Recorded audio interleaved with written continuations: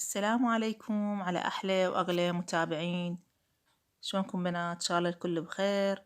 واليوم فيديونا بناء على طلب أحد المتابعات، طلبت طريقة اللبلبي، وهذا التعليق مالتها رادت نفس طريقة المحلات، وإن شاء الله نشتغل وياكم بالطريقة. عندي هنا كيلو من الحمص. هذا الكيلو الحمص أنقعه من الليل. دائما إذا عندي لبلبي أشتغل بالليل، لأن الحمص أغسله وأنقعه وأضيف له هنا ملعقة شاي سودة وأغطيه للصبح. أصفيه من المي مالته وأبدي أطبخه. هنا هسه أني منقعة من الليل. هاي حبيت بس أراويكم الطريقة. هذا الحمص كيلو كامل نقعته من الليل وضفت السودة، والصبح صفيته من المي مالته. هسه راح أضيفه بالقدر.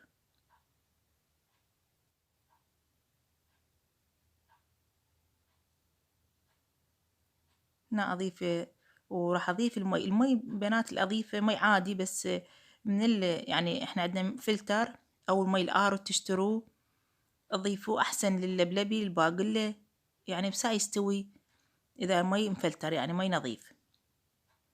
المي أخلي هواي، لأن اللبلبي ياخذ وقت هواي على الطباخ، فما أريده ينشف المي مالته. هسه هنا راح أخليه على الطباخ، بس ما أغطي القدر، لأن راح تصير الرغوة الفوق لازم نشيلها. بعد ما بدأ يفور صارت هاي الرغوة، راح أتخلص من عندها.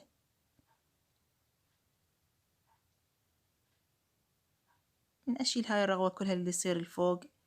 يلا بعدين أغطيه وأنصي حركة الطباخ وأعوفه على التهدير هو يستوي. أهم شي اللبلبي ما راد لسرعة الطباخ، على النار هادئة هو يستوي، حتى لو ياخذ ساعتين أو أكثر وقت، بس النار هادئة. هسه هنا راح أغطيه إن شاء الله بين ما يستوي وأرجع لكم. هنا تقريبا ساعتين، شوفوا حتى المي ما تقل.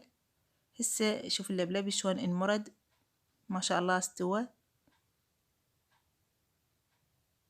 راح نبدي بالخلطة اللي يستعملوها أهل المحلات للبلبي، اللي يشوفوه بالمحلات شلون لونه وشلون المي مالته.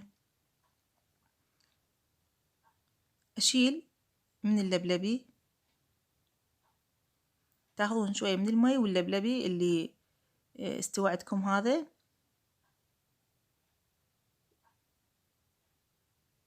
واللي موجود عنده طحين حمص إذا ياخذ بس المي وطحين حمص. أنا ما عندي طحين الحمص فأضيف اللبلبي.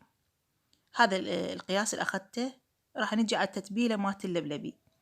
هنا عندي نص ملعقة طعام كركم، ونص ملعقة طعام عنبة. هاي العنبة نستعملها للفلافل. وهنا عندي لون أصفر، وعندي نص ملعقة شاي كمون والملح، واللون هماتين نص ملعقة. أضيفه كلها بالخلاط. أول بداية أضيف اللبلبي، وبعدين أضيف التوابل اللي أخليهن، وراح أخلط اللبلبي.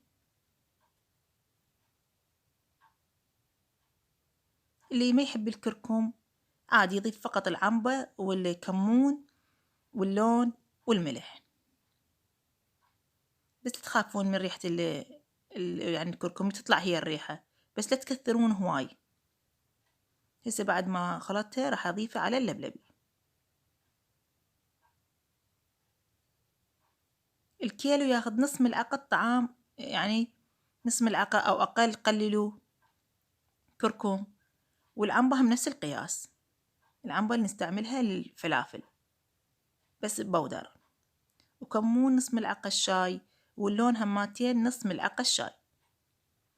هسه بعد ما ضفت الخلطة عليه راح أخليه على نار عالية، تقريبا ياخذ أقل من ربع ساعة. ليش؟ لأن هو مستوي، بس أريد البهارات اللي ضفتها بالفور راح يطلع ريحتها.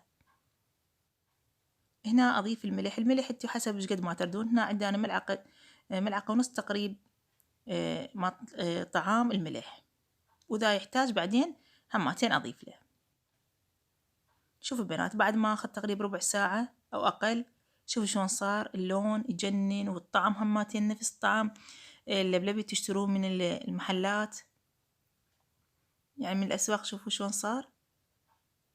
وهذا المي مالته. هسه بعد ما جهز راح أخليه بالكاسات مال التقديم. أكيد لازم هاي نضيف إحنا النارنج أو الليمون إذا ما موجود عنده النارنج. شوف شلون صار قدامكم، شوف المي مالته، وإن شاء الله عجبتكم هاي الطريقة.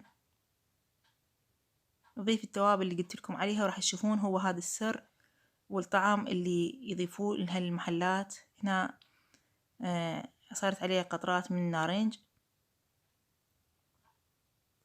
وقبل البنات بأيام، يعني احنا جيل التسعينات بأيام الحصار، كنا نروح للمدارس نكيف نشتري لبلبي بالصمون. منو ماكل هاي اللبلبي بالصمون؟ خي يكتب لنا بالتعليقات. هاي هنا أنا هماتي رجعت أيام التسعينات، أيام الحصار، كنا نكيف من يوزعونه، يعني يبيعونه لفة هيجي وحاب بالصمونة. إن شاء الله عجبكم هذا الفيديو. مع